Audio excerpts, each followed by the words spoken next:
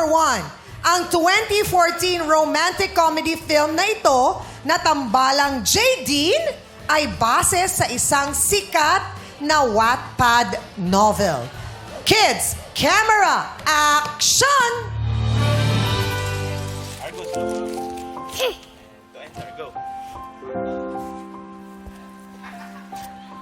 Ano po may pag-link sa inyo?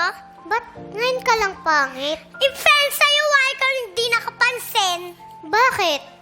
Wala, ano po may pag-link sa inyo, Your Highness? Linisin mo to lahat. Now. Ano ba gagawin dito sa mga papel na to? Ipunin o itapon? Itapon. Eh di itapon. Sige na, maganda ka na. Bagay sa'yo. Paano yun, Kelsey? Kinikilig? Asus. Parang may bulatin. And cut! Parang masakit yung tiyan mo, Kelsey. Palakpakan natin si Kelsey and Galing. Argus. Galing. Okay, Hello? eto na. Pwede na sumagot. In 3, 2, 1, action! Karil and MC. Diary ng pangit. Sure kayo? Diary ng pangit.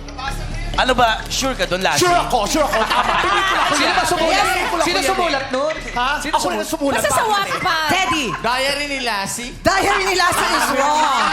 Ay, Grabe. Diary ng pangit is correct. 1 point.